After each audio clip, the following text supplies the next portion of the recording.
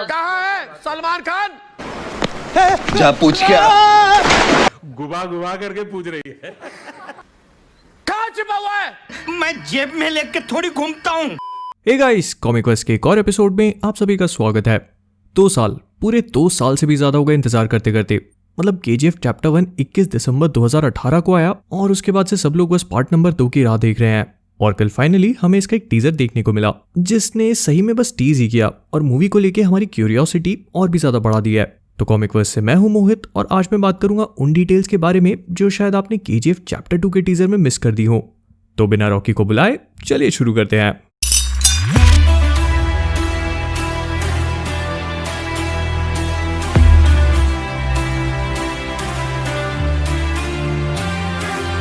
तो जब केजीएफ आई थी तभी समझ में आ गया था कि मूवी की स्टोरी बहुत बड़ी है एंड इसे एक पार्ट में खत्म करना पॉसिबल ही नहीं होगा। प्लॉट के कई सारे एलिमेंट्स थे जिनको एक्सप्लेन करना था, फिर मूवी ने एक के बाद एक कैरेक्टर्स की बारिश ही कर दी। फर्स्ट हाफ में ये समझना ही मुश्किल हो गया था कि कौन कौन है एंड कौन किसकी साइड पे। बस एक ही बंदा था, रॉकी, जो इस मूवी के हर एक सीन में है and honestly I don't think कि किसी को भी इस बात से कोई भी प्रॉब्लम होगी। मूवी के एक्शन में स्लो मोशन का एट टाइम्स काफी ज्यादा यूज हुआ है, बट जिन्होंने भी प्रशांत सर का डायरेक्शन पहले देखा है उन्हें पता होना चाहिए कि स्लो मोशन शॉट्स उनके फेवरेट है एंड केजीएफ चैप्टर 2 में भी यही होगा। मुझे इस टीजर के बारे में जो सबसे अच्छी चीज लगी वो ये थी कि चैप्टर 2 में वही सारी चीजें ज्यादा है जो चैप्टर 1 में हमें पसंद आई थी। मतलब एक्शन तो है ही है, लेकिन साथ में एक इमोशनल एलिमेंट बहुत ही अच्छी तरह से ऐड किया गया है। और साथ में वो जो पूरी केजीएफ वाली सीक्वेंस थी ना, मतलब वो पूरी कोलार गोल्डफील्ड वाली जो सीक्वेंस थी जहां पर हमें वो पोस्ट अपोकलिप्टिक टाइप की पूरी सेटिंग दिखाई थी, वो इस मूवी में और भी ज्यादा है। टीजर में बहुत सारे एरियल और ड्रोन शॉट्स हैं जो देखना बहुत ही अच्छा लगा और टीजर की शुरुआत को देख के समझ में आती है कि चैप्टर 2 भी 1 के जैसे इमोशंस पे हेवी होगा, क्योंकि टीजर की स्टार्टिंग और एंडिंग दोनों ही इमोशनल एलिमेंट कैरी करती हैं, जो आई थिंक की अच्छी चीज भी है। फिर मूवी की सेटिंग, मतलब टीजर की most of the time setting जो है वो पोस्ट अपोकलिप्टिक टाइप की है, जो चैप्टर 1 के सेकंड हाफ की थी। एंड पर्सनली आई थिंक ये एक बहुत ही अच्छा टच था, क्योंकि इंडियन मूवीज में हमें ऐसा कम ही देखने को मिलता है। और मैं बॉलीवुड की बात नहीं कर रहा, वो तो स्टूडेंट ऑफ द ईयर भी नहीं बन सकते। खैर, तो टीजर की स्टार्टिंग वही चैप्टर 1 के कुछ शॉट से होती है, जिसमें मेनली रॉकी और उसकी मदर है। And I am happy to see कि रॉकी का अपनी मॉम को किया हुआ प्रॉमिस क्लियरली इस मूवी का एक बहुत बड़ा एलिमेंट होगा, नहीं तो बहुत सारी सीक्वल्स अपने फर्स्ट पार्ट की चीजों को इग्नोर कर देती हैं। फिर इसके बाद नेक्स्ट हमें पहली झलक देखने को मिलती है नराची गोल्ड माइंस वाले एरिया की, जहाँ पे बहुत सारे लोग अब सफेद कपड़ों में हैं। तो प्रोबेबली ये सब वही लोग होंगे जो चैप्टर 1 में यहाँ पे काम करते थे एंड अब रॉकी के माइंस को टेक ओवर करने पे इनकी कंडीशंस इंप्रूव हो चुकी हैं। ऑल्दो इनके आसपास वाले घर अभी भी वैसी खटारा हालत में है, तो ऐसा हो सकता है कि पहले जो लोग यहाँ पे काम करवाते थे, मतलब वो बंदूकधारी बॉडीगार्ड्स, वो अब सारे के सारे यहाँ पे काम करते हैं। और जितने भी लोग यहाँ पे पहले काम किया करते थे अब वो बस यहाँ पे रहते हो, मतलब इस जगह पर नहीं, इस जगह पे तो ऑब्वियसली वो लोग नहीं रह सकते, पर हाँ हो सकता है कि रॉकी ने इन सबके रहने की अलग से व्यवस्था करी हो, एक छोटा सा गांव बनाया हो या वैसा कुछ। अब इस पूरे टीजर में बहुत सारी चीजें हैं जो आपको बार बार देखने को मिलेंगी। एक तो एरियल शॉट्स और दूसरा उन्हीं एरियल शॉट्स में गाड़ियों का चलना। फिर इसके बाद वाले सीन में मूवी धीरे धीरे करके अपने कैरेक्टर्स को इंट्रोड्यूस करना शुरू करती है, जिसमें से सबसे पहला वैसे तो क्लियरली नहीं दिख रहा है, पर मुझे ऐसा लगता है कि ये शायद इनायत खलील है, जिसे हमने चैप्टर 1 में मुंबई के थ्रू इंडिया को इन्वेट करने की कोशिश करते देखा था, लेकिन रॉकी के कारण उसके प्लान्स फेल हो गए। और हमें पता है कि सिंस मूवी में इसको इंट्रोड्यूस किया है तो इसका कैरेक्टर आर्क होगा। ऐसा नहीं हो सकता था कि इसका चैप्टर 2 में कोई मेंशन भी ना हो। एंड इस सीन को देखकर ये बात क्लियरली समझ में आ रही है कि इनायत का इस मूवी में रोल होगा ही होगा। फिर इसके बाद वाला सीन मुझे लगता है कि मूवी के प्लॉट पॉइंट को लेकर काफी इंपॉर्टेंट है, क्योंकि यहाँ पर हम देख सकते हैं कि सीबीआई भी अब किसी तरह से मूवी में इन्वॉल्व हो चुकी है, जिसका चैप्टर 1 में कोई भी मेंशन नहीं था। इनफैक्ट पूरी मूवी में पुलिस का सिर्फ वही सीन दिखाया गया जहां पर रॉकी उसका सिर फोड़ता है, और इसके अलावा ऐसा लगा भी नहीं कि मूवी में पुलिस एग्जिस्ट भी करती हो। तो ये चीज देखने में अच्छी है कि सेकंड पार्ट में सीबीआई भी इन्वॉल्व हो रही है, जिसके पीछे मुझे लगता है कि एक बहुत साउंड लॉजिक होगा और उसमें मैं आगे बात करूंगा। फिर इसके बाद हमें एक और शॉट मिलता है जो एरियल है और जिसमें हम गाड़ियों को चलते हुए देख सकते हैं। टीजर में बहुत सारे हैं ऐसे। ओके, तो इसके बाद वाला सीन जो वो सीबीआई वाला सीन था उससे कनेक्टेड है, क्योंकि यहाँ पे हम लोग देख सकते हैं रवीना टंडन के कैरेक्टर रमिका सेन को। ये बात पहले ही कंफर्म कर दी गई थी कि रवीना टंडन इस रोल में आएंगी और चैप्टर 2 में रमिका का एक बहुत बड़ा रोल होगा। ये प्रोबेबली रॉकी को रोकने की पूरी कोशिश करेगी, और जो चैप्टर 1 की स्टार्टिंग में हमने देखा था कि पूरी इंडियन आर्मी आके रॉकी को रोकने की कोशिश कर रही है, तो उसमें रमिका का एक बहुत बड़ा रोल हो सकता है।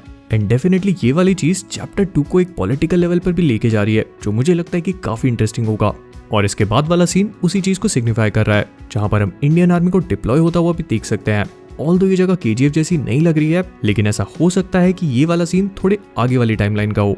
फिर इसके बाद वाले सीन में फाइनली हम लोग कुछ फेमिलियर कैरेक्टर्स को देख सकते हैं, जहाँ पे रूपा का कैरेक्टर शांति है, मतलब वही लेडी जिसने चैप्टर 1 में एक बच्ची को जन्म दिया था और उसी के बाद रॉकी का खून खौल उठा। तो चैप्टर 2 में भी इनकी प्रेजेंस काफी ज्यादा इंटरेस्टिंग है। एंड यहाँ पे मैंने एक चीज और भी ऑब्जर्व करी है कि इनके कपड़ों में कोई चेंज नहीं हुआ है सच, मतलब चैप्टर 1 में भी उन्होंने इसी कलर के कपड़े पहने थे और चैप्टर 2 में भी ऐसे ही है। आई डोंट थिंक ये रॉकी की वजह से होगा, क्योंकि रॉकी डेफिनेटली वहाँ पे जितने भी लोग रह रहे हैं उन सबकी लाइफ इंप्रूव करेगा, बट आई थिंक कि हो सकता है कि शांति की पर्सनल चॉइस हो। एंड इनके पीछे मौजूद है श्रीनिधि शेट्टी का कैरेक्टर रीना और वो चाचा जो बिरयानी खा रहे थे। तो ये बात भी क्लियर हो चुकी है कि केजीएफ के टेक ओवर करने के बाद रीना ने भी रॉकी को केजीएफ में ज्वाइन कर लिया है और इसके बाद वाले सीन में वो किसी तरह की पूजा भी कर रही है। तो हो सकता है कि चैप्टर 1 के जैसे काली माँ वाली पूजा हो, क्योंकि पीछे जो ढोल धमाके बजाने वाले लोग हैं और पूरी सेटिंग को देखकर ऐसे ही लग रहा है कि काली माँ वाली पूजा चल रही है। फिर इसके बाद हमें दोबारा से कुछ एरियल शॉट्स देखने को मिलते हैं, जहाँ पे कुछ लोग चल रहे हैं, हेलीकॉप्टर उड़ रहे हैं और बस्तियां अभी भी उसी ब्लैक कलर की हैं। फिर इसके बाद ये कुछ नए गुंडे लोग दिखते हैं जो पूरी तरह से ब्लैक कलर के कपड़े पहने हुए हैं और इनका ड्रेसिंग सेंस काफी डिफरेंट लग रहा है। एंड इनके इसी ड्रेसिंग सेंस को देखकर मुझे ऐसा लगता है कि ये लोग अधीरा, मतलब जो इस मूवी का मेन विलन है संजय दत्त वाला अधीरा, उसके आदमी होंगे।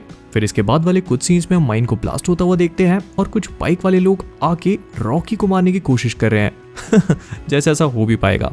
फिर इसके बाद कुछ और एरियल शॉट्स जिसमें गाड़ियां चल रही हैं एंड फाइनली हमें पहली झलक देखने को मिलती है मूवी के मेन विलन अधीरा की, जिसका रोल प्ले करेंगे संजय दत्त। और हालांकि टीजर में उनका लुक पूरी तरह से रिवील नहीं किया गया, बट ये संजय दत्त ने अपने इंस्टाग्राम पेज पे रिवील कर दिया था, तब मुझे लगा भी था कि इनका लुक काफी हद तक वाइकिंग से मिलता जुलता है। लेकिन इस तलवार वाले सीन को देखकर तो बात कंफर्म हो गई, क्योंकि ना सिर्फ इनका लुक वाइकिंग से मिलता जुलता है, बट इनकी वेपन चॉइसेस भी पूरी तरह से वाइकिंग जैसी हैं। और जिन भी लोगों ने वाइकिंग शो देखा है उन्हें पता है मैं किस बारे में बात कर रहा हूँ। चलो अगर वाइकिंग नहीं देखा तो गेम ऑफ थ्रोन से तो मिलती जुलती लग रही होंगी ना। मैं ऐसा नहीं बोल रहा कि ये चीज खराब है, काफी अच्छी चीज है, कुछ नया है और देखने में इंटरेस्टिंग होगा कि रॉकी और अधीरा की फाइट किस तरह से टेक प्लेस करती है, क्योंकि चैप्टर 1 में रॉकी को एज सच कोई बहुत बड़ा फिजिकल चैलेंज नहीं मिला और अधीरा की एंट्री को देखकर ये समझ में आ रहा है कि वो एक बहुत अच्छा फाइटर है। तो मुझे आपका तो नहीं पता, लेकिन चैप्टर 2 में मैं इन दोनों की फाइट देखने के लिए काफी एक्साइटेड हूँ। आई होप कि एक बहुत अच्छी एक्शन सीक्वेंस हो और ऐसा नहीं होना चाहिए कि रॉकी एक ही पंच में उसे मार दे रहा है, नहीं तो मजा नहीं आएगा। फिर इसके बाद वाले सीन में हम रॉकी को एक मशीन गन माउंट करते हुए देखते हैं बिल्कुल स्क्रैच से, और वो शूट करके पुलिस स्टेशन के सामने जितनी भी जीप खड़ी हैं उन सबको उड़ा रहा है।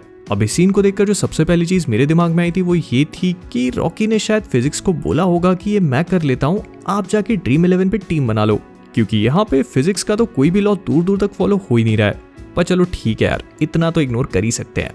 और बाय द वे ये पीछे बना हुआ एक्चुअली में एक पुलिस स्टेशन है जिसका नाम है यलाहंका पुलिस स्टेशन, और अगर आप इसे गूगल सर्च करोगे तो यलाहंका बैंगलोर में एक जगह है जो पहले के टाइम पे बैंगलोर से अलग हुआ करती थी, लेकिन सिंस अब इतना एक्सपेंशन हो चुका है तो अब ये बैंगलोर का ही पार्ट बन चुकी है। और इसके बाद हमें रॉकी की पहली झलक एक्चुअल लुक देखने को मिलता है, जो चैप्टर 1 की तरह एक बार फिर से सिगरेट जला रहा है, लेकिन सरप्राइजिंगली इस बार भी उसके पास माचिस नहीं है।